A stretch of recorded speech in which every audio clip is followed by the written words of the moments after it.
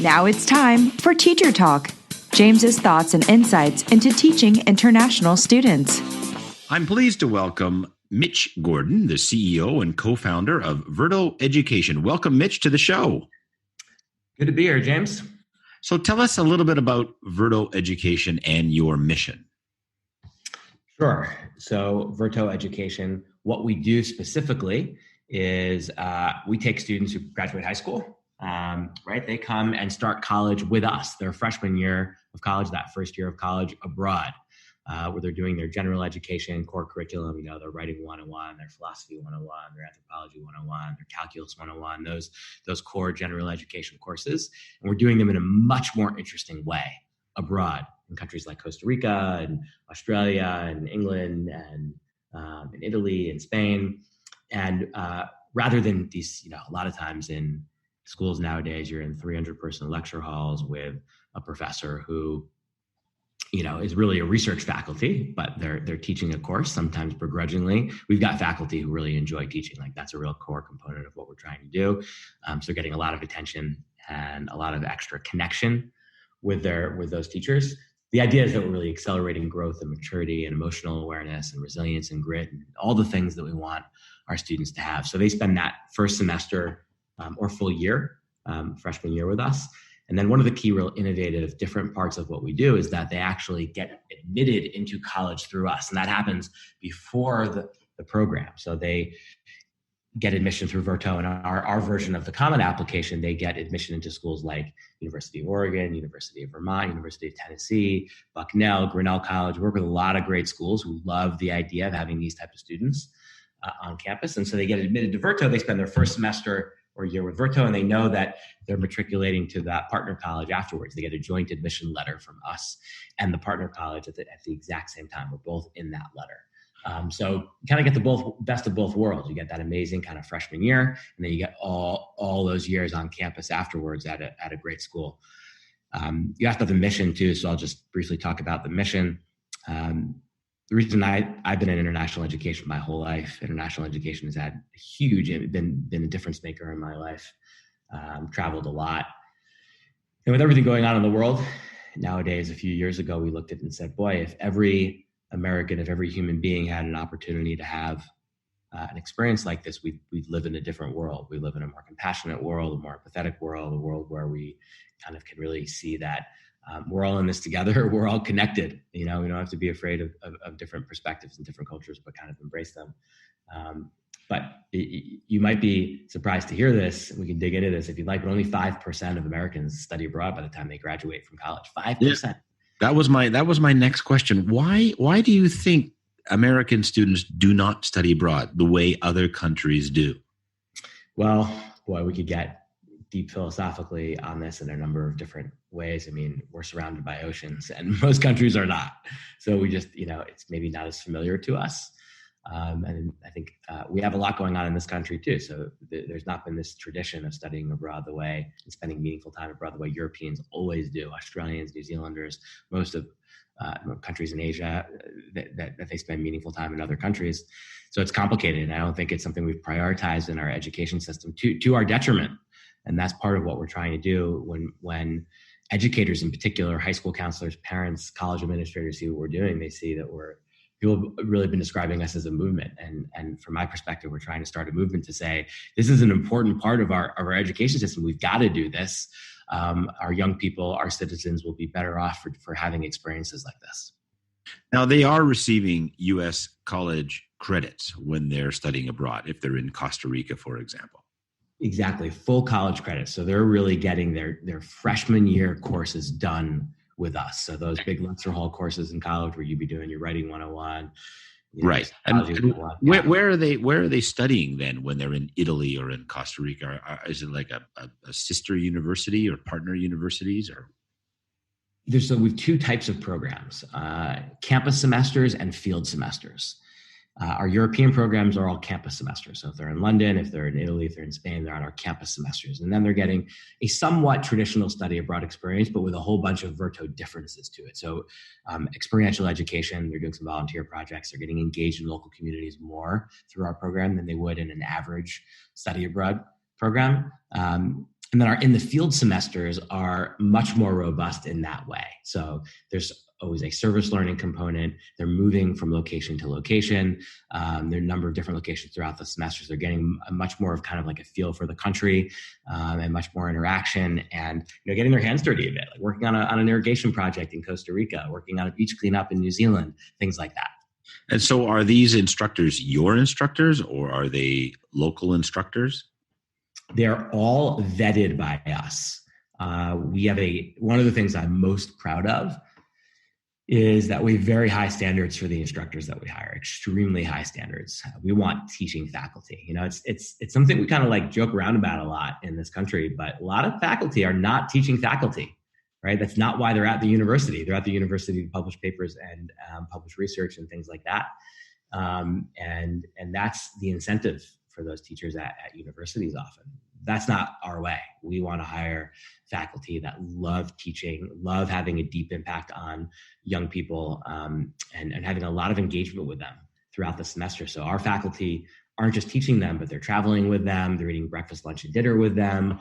They're taking them on weekend trips, whitewater rafting and camping and hiking and things like that too. So there's a much deeper level of engagement and influence from those faculty, which is one of the things I'm most excited about from a student impact and student outcome perspective. So they are American faculty that's going with the students. Yeah, sorry, because you push go on me sometimes, and I start getting really excited about things, and I answer two questions instead. Yeah, that's okay. So, but I'll specifically answer your question. So it's generally American faculty, but if we have a great faculty member in that country, great. Like that's amazing. And so that happens as well. And sometimes to further answer your question, one of our partner colleges, a partner college in Cattolica in Milan, in Italy, we might use some of their faculty if they're up to the Verto education standards of quality for a faculty member. So it will be a little bit of a mix, but generally it's going to be Americans traveling with our students. And I guess they'd be doing team teaching as well in some cases. In some cases, we also have, and we also have some non-credit bearing stuff that's more team based. So for example, we have a life skills course that we incorporate in things like interview skills, creating a LinkedIn account, taking personality tests, and thinking what kind of major do you want to get when you're in college? One of the things we really want to do is prepare the students to succeed and thrive in college. So we want to help them decide how to make it a purposeful time in college. So how do the students get involved if they say, okay, I'm really fascinated? How would they get involved to do this? Would they go to their guidance counselors, or do they go online and apply directly to Verto? Yeah, so we're growing, James. We're growing really, really quickly, and students are applying to us exactly the same way they will apply to a college. So we have a really robust admissions team all over the country who are so passionate about talking to students. I mean, our admission reps feel like they are missionary evangelists for spreading the good word of the impact of what Verto is doing. So if someone's listening, they can reach out to us and we can schedule a call with one of our admissions team, but very likely they've got an admissions rep in their vicinity that they could even schedule an in-person visit with. We might visited their high school already, but we really already developed a very robust network. And we're growing exponentially as far as number of we have more applications coming in now than many liberal arts colleges. So that's kind of the pace with which we're growing. And how big are the groups going overseas? So it depends on the location. This fall, we'll have in some locations over 100 students, very likely. But the student to faculty ratio is very low, generally 1 to 5. So lower really than it is anywhere else. Wow, that's very low. Yeah. Okay. Now, when the students are applying, they could get a joint admission letter to Verto and to, say, University of Oregon. But are other universities involved? So would they do Verto first and then say, hey, I'd like to apply to USC or another school? Or do they have to apply to a university that's recognized by Verto in order to get those college credits accredited? So that is a really good question. So I'll answer that and try to be succinct in my answer in two parts. The first part is the Verto partner colleges. So if it's a Verto partner college, it means that we've signed an MOU with them. And the most important part of that from a student's perspective is that we've articulated all the credit to core freshman requirements, general education or core requirements. So I mentioned writing 101, philosophy 101, things like that our coursework maps directly, and they get that direct admission decision. So they get a joint admission decision saying, congratulations, you've been accepted to Oregon and Verto. So that's kind of one category. And that applies to our 35 partner colleges and growing really quickly there. By the way, by the end of the year, we'll have as many as 70 by the end of this year. Okay, so that was pretty straightforward. Yes, that one's yes. You're connected with them. It's been approved. It's been vetted. The courses have been approved. Everything is easy. But those that are not signed with you, how does that work? Yeah, and one last point about the first category is that they don't even need to. And this is something I emphasize it because it's something that a lot of high school counselors and parents will say, like, how's that possible? But it is. They don't even need to apply to that school directly, right? So if they're applying through Verto to the University of Vermont, for example, or Bucknell, our application is the college application, like a Common App, and they don't need to apply to the schools directly. The admissions decision flows through us to the partner school. The partner school makes the final call, and then we issue. It's always the partner school's final call on admission, and then we issue a joint admission decision. So. Okay. So, but they would not have to decide right away. Is that correct? I mean, they could choose, they could say to you, I'm thinking about Oregon, I'm thinking about Vermont. I'm not sure yet, but I want to go to one of those two. Is that a possibility for the kids?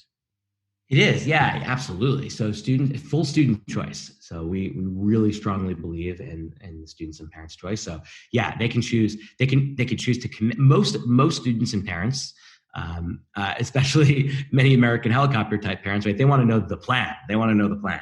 So knowing that they're going to spend that first semester or year with Verto and then going to Oregon, for example, they want to put the deposit down to both, commit to both, and know their path. So that's most parents. But right. Yes, you're right. And this gets back to your other question of what if it's a non-Verto partner school like a USC and NYU or whatever, the many other schools that are not yet Verto partner schools. Yeah, I'm sorry, I'm mentioning those brand name universities because I'm thinking if you do the Verto program, it would certainly look good when you're trying to apply to some of those top universities. Absolutely. Yeah, it looks great. So they could spend a semester with Verto and then apply as a transfer student to any of those schools, right? Just like they would if they went to any university for a semester. You could think about Verto like if you went to any school for a semester and then you wanted to transfer, you can do the exact same thing with Verto. So the students can do that. The difference, of course, is we can't guarantee exactly how the credits transfer. And that is a big issue in higher education, how credits transfer. But we work really hard to help the students. So we really support them. If they want to transfer to any school, we contact the registrar's office on their behalf, and we support the credit transfer. But we can't guarantee it because the decision ultimately lies with that university. Right. But it might help them in terms of getting acceptance. Oh, I think unquestionably. I mean, I think in general, this is absolutely true for Verto, but for other things as well. Colleges are looking for students who have display independence, an ability to do really interesting things in the world, and will add value and contribute culturally to the campus. So yeah, I mean, something like Verto. Like here's the way I always put it to a parent and a high school counselor. Spending a semester or a year with Verto is like taking all those things you put on your resume that you could include in your college application. And, as we've learned in the news, there's some exaggeration there with stuff like that, right? That people do when they apply to colleges. But doing a semester with Verto is like living all the best elements of your resume and your college application out in the real world. It's like living your resume out in the real world. And of course, colleges are going to love that on an application. Absolutely. What do you think about this scenario where we have an international student, perhaps from China, perhaps from Brazil, who is attending an American high school and would like to do the Verto experience? How do they fit in, or do they fit in to your program? Yeah, that absolutely happens too. We love that. We have international students. We have international students with us this year. We have a whole bunch of international students already signed up for this coming fall, for the fall 2020 class, and they could do it exactly the same way. I mean, as you know, James, there's lots of international students who study in the United States, And if they want to spend a semester with Verto in Australia and in England and wherever, and then come to the United States, they can do that. And so that is growing as well with us. How about outside of the U.S.? So in Canada, if they were a high school student, would they be able to, and they want to go perhaps into a U.S. university, could they use the Verto system even though they're not in the American high school system? Yeah, absolutely they can. And your example that you gave before, I think, was of a student who's already a foreign student who's already in the United States for high school, and then wants to participate in a Verto semester, apply for a Verto semester, and then go to a U.S. school. But it could also be a Chinese student in China, right? It can be an Australian, it can be an Irish person, it could be anyone really who is excited about the real value that they get out of a semester with us, the difference making impact on the student, and then wants to go to a U.S. school. And we also work with some international universities as well, like the University of Bristol in the UK and University of Auckland in New Zealand, that they can matriculate to. So it's not just U.S. universities, although we're more focused on U.S. partnerships for now. Right, sure. Now, how about the visa situation? Do they have to look after the visa for going to these countries, or do you provide all of that service? Yeah, that's another. Yeah, geez, you know your stuff. You have this podcast for a very good reason. So that's it depends on the country, but of course we help and support the student. As long as the student can get a visa for the semester that they want to participate in with us, with the country that it's in, then we fully support that and assist them with it. And then of course there's the issue of them getting a visa to the United States as well. So we'll help them work through that with the partner school and make sure that that's going to make sense at the end, that they'll be able to do it. Do you have some visa counselors available, or do you have outside sources helping you? Yeah, outside sources. We don't have full-time people that do that right now. It hasn't reached that point where we needed, full-time people to support those international students from just a pure visa perspective, right? But I imagine that will happen as we continue to grow. We've got all the best people that we work with to answer those type of questions. And our partner colleges in the US, they do that all the time. So we work with them. Yeah. Well, now what are the popular programs or countries, I guess, that I know you do kind of the general first year programs. So are there any popular programs or programs within the countries that students have really, really enjoyed? I've noticed, Costa Rica, which sounds really exciting. I mean, is there any particular country that's getting more action than others? They're relatively equal right now. I'd say actually that's our most popular program is our South Pacific, which is a month each in Fiji and Australia and New Zealand. Wow, that sounds really good right now up here. I know. Up here in Canada in the winter. Are you? Where are you, Jim? We're in Toronto, Canada. Okay. So I would love to take a group to Fiji anytime, Mitch. Come visit us anytime. Come on a trip with me sometime. I grew up not that far from you, by the way, in Albany, New York. So okay, so you know the weather. Oh, I know the weather very well. Yeah. So I think the question was about popularity of the different semesters. So that one is really popular, but the other one's really popular too. So we have the Costa Rica semester. We have a second semester in Costa Rica that's focused specifically on STEM curriculum for STEM students. So that's when we're launching. We just launched those for this fall. Really excited about that. Getting a lot of real interest in that. I mean, it's a really fun thing to do at your STEM, and because they're going to be working with their hands and building things, and so a fun way to start your STEM career. And then our other three semesters are, I've mentioned I think a couple times, in London and in Madrid and in Milan, and those are really popular as well because those are great cities. Sure, really great cities. Yeah, who wouldn't want to go there?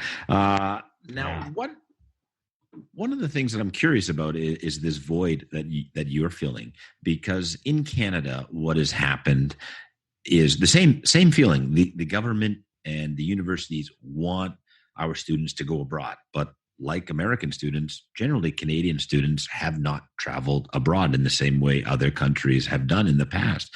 But in Canada, each university is developing their own kind of study abroad department. As opposed to what I believe you're doing, and you can correct me if I'm wrong, but you're filling a void here for 35, 40, 50 universities kind of doing that semester abroad for the universities. Am I correct in this assessment? Yeah, I mean, in a way we're doing it for them. We're feeling a real need for doing it for them. But we're also doing it independently, as you know. So yeah, I think, and then your wider question there, why why are we here is one we could dig into as well if we want to. Why have we not prioritized this as much as we could or should in both of our countries and in other countries as well.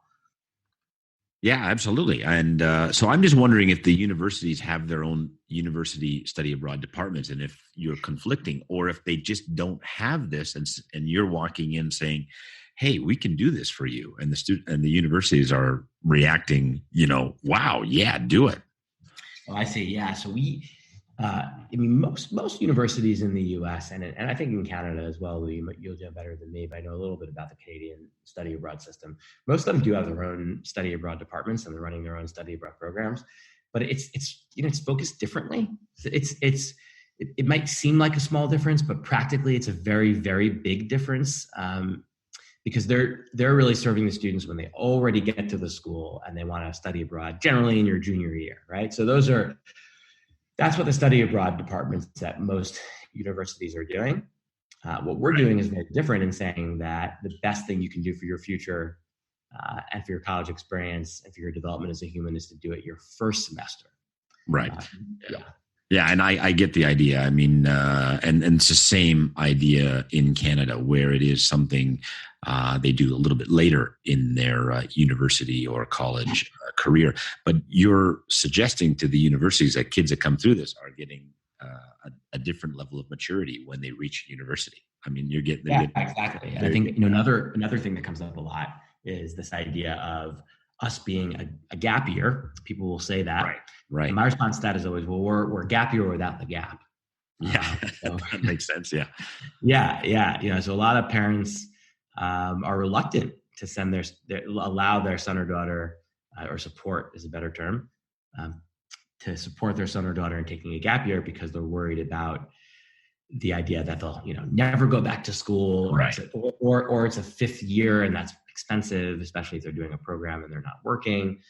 And so one of the inspirations for Verto was, well, what if we took the best elements of a gap year and combined it with a full academic setting, a very robust academic setting, and did it freshman year as, sort of a combination of a gap year, a service year, a year of maturity and growth, like a real difference maker in our young people, which we could go down, I could go down that path of talking about, I think, some of the issues in our societies there in supporting our young people. So that's kind of the idea that we're doing a gap year without a gap. Another term that we use is a better freshman year, which I think is more of an American term, maybe than a Canadian term, freshman year. So yeah. And definitely to the listeners out there, that semester abroad and what Verto is proposing to parents and to students, I mean, it can be so dramatic to a child at that age, that coming out of high school. The difference between a student who is finishing high school and a student who has finished their first year of university, because I'm looking at this thinking, this is like a first year university course, even though it's one semester. The amount of content that you're putting into the program, not just life content, is so dramatic for the kids that they will grow up. 100%. I mean, I've gone and visited our students a number of times now and seen their capstone presentations. We have them do, a presentation at the end of the semester, talking about their semester and keying in on some key issues. And the things that you hear them talking about in a really deep, meaningful way are not things you generally hear an 18-year-old after their first semester of college talking about. Yeah, that's what I'm thinking. Yeah. I mean, many of them may not even make it through their first semester of college. Exactly. Right. I mean, that's a whole other area we could get into here is dropout rates, which is really, and the level of stress and anxiety that 18-year-olds often have and deal with at college. So yeah, they're getting, I mean, when I went, quick story, when I went down to Costa Rica last year and got to hear a couple of the students give their capstone presentations, a couple of things really, really struck me. So I'll give a couple examples. One was a student who talked about a student who had come from a wealthier family in the States, which, by the way, we haven't talked about this yet, but we have a real focus on access and affordability that I'd love to get to if we have time. But this happened to be a student who came from a wealthier family, and in that program they did a homestay. A lot of our semesters have a homestay, so he got to live with this amazing Costa Rican family, a husband, a wife, and their 2 kids for a week. And he talked about how impactful that week was to him in realizing that money doesn't buy happiness, and disconnecting money from happiness. Something that I'm still learning, by the way. And he talked about how do we all? Yes, of course. We all. We all, and that's when we all have to work on. Yeah. But he talked about, that they didn't have a lot of money at all, right? But that they were the happiest and most joyful people he'd ever been around in his life, and that he was really reflective about that. And that was one quick story. Another one was another homestay. Actually, the homestays, they get a lot out of the homestays if they choose. They don't have to do the homestays, but we recommend it. Talked about that he saw one of his host. I hope this won't offend any of your listeners, but killing a chicken, and then they ate that chicken, and how he got to see that an animal actually dies for us to eat it. He never saw. He just seen styrofoam wrapped chicken breast before. He'd never actually seen an animal killed, and it really hit him emotionally. It was an emotional experience for him to see an animal die so that he could eat it, and it made him reflect on how much more respectful he could be about eating meat generally. And so for anybody out there, I'm myself somewhere in the middle on this, but certainly the factory farming is a big issue. But someone having experience like that is really transformative to his connection with the world that we live in and the consequences of our actions and all those things. And I was sitting in the back of the room watching those presentations, and there were some tears going down my cheeks. And I heard one of the kids afterwards going, because I'd just come and visited for a few days, and the kids going, "Who's the old guy in the back of the room who's crying?" But it's really, to see the impact on these students, on the students at the end of the semester, is really, really powerful. Because I'm taking it from what you're saying, you're not seeing this in the American high school education experience right now. No, you're not. More relevant to Verto and what we're talking about, I think you're not seeing it in the American college experience. Right? That level of engagement with the world around us. Wow. Yeah. So talk about the affordability of the program. So this is, I've been in this field for a long time. And international education has been really my life, and the thing I'm most passionate about. And we've talked about some of the issues and the obstacles for students and parents. What we haven't talked about yet is affordability. And so if you look at, we mentioned that only 5% of students who go to university and graduate from the U.S. and study abroad, 5%. That 5% number is almost all wealthy students, right? The vast majority are wealthy students, because for a number of reasons, but I'll leave it, but it's true. And so when we started Verto, we really wanted to be a part of a solution to that. It's a complicated problem, but we put a real stake in the ground around affordability and access. And so our most affordable semester, we scholarship down to $8,000, but there's also Pell Grants that students can get in the US that bring it down to $5,000. So we're the most affordable way that a student could ever spend a semester abroad. And we've done that because we really are just focusing on the quality of the education and the quality of the instructors, not things that universities typically have to spend money on, like sports teams, research faculty, and a lot of other things that schools spend money on. We're just spending all of our money on the student experience, which is what makes it possible to do it at that price. So you're telling me that it's $5,000 with a scholarship to do this semester abroad, all inclusive? Slight tweak to that. So it's $8,000 after scholarships. We automatically scholarship any Pell eligible student, which is under certain. It's how the United States measures Pell students. If they're under a certain estimated family contribution, EFC is the term, they qualify for Pell. So what we do in that situation is, for any of those students, we automatically scholarship them down to $8,000 semester for us. Now, what about international students? International students pay the full fee pay that our other students do as well. Okay. Now, you talked about, you've mentioned this a few times, that only 5% of the U.S. kids study abroad. And you've kind of talked around and you mentioned a number of points, but tell me why. Why, in your opinion, what is going on and why are they not doing it? Yeah, so this is where I'll give you some juicy things, some controversial things, if that's good, a good thing for the podcast. So never a bad thing, right? I'll give you some strong opinions. Okay. I think there's a bunch of reasons why. The one that I that really frustrates me is that the truth is that a lot of colleges don't actually want their students to study abroad. Now, that's a big statement. I'll defend that is a big statement, yeah. I'll defend that.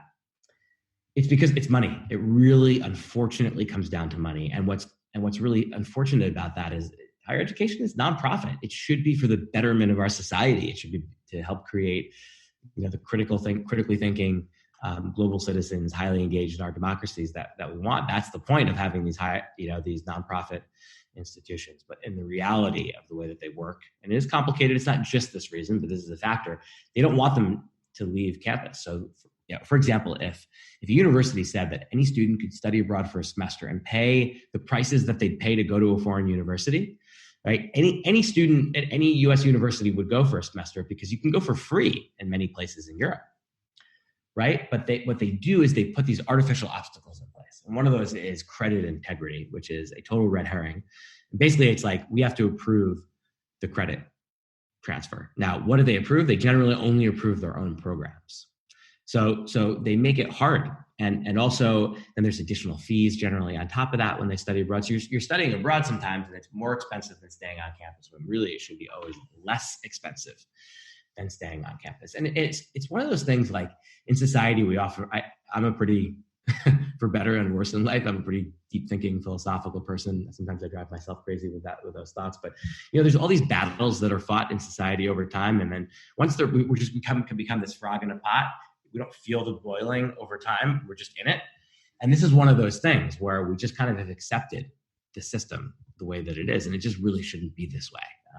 It should be, our education system should be a little bit different. And that's what we're trying to do. I mean, we're really trying to be a positive force for change in the system.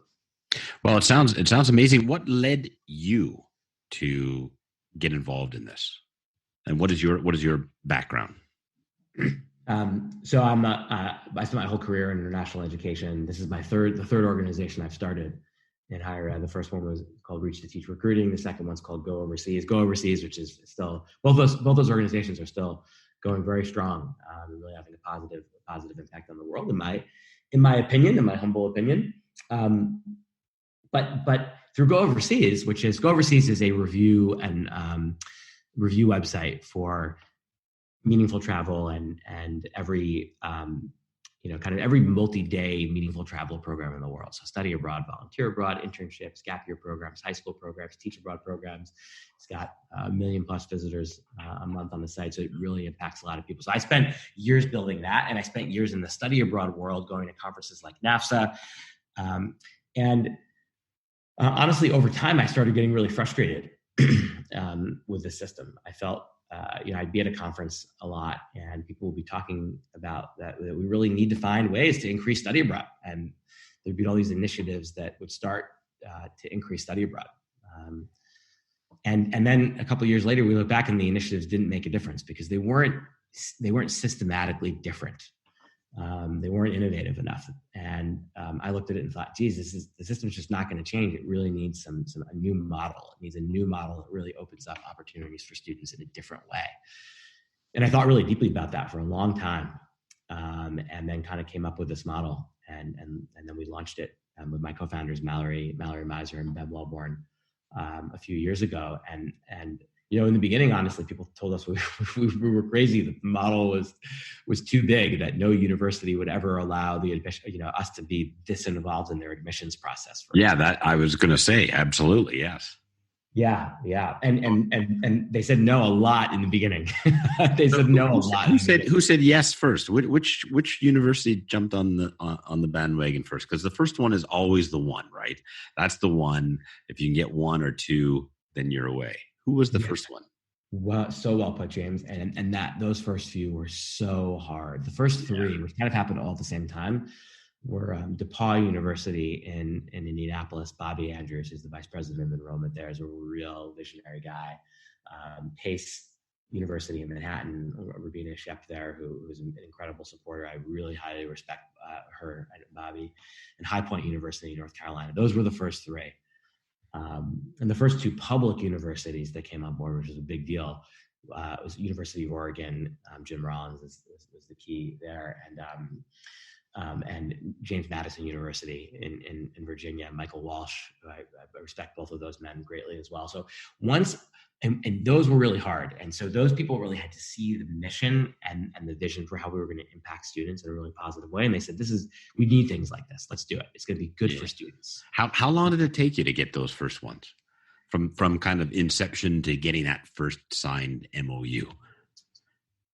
What do you think? Was it a year, 2 years, 3 years?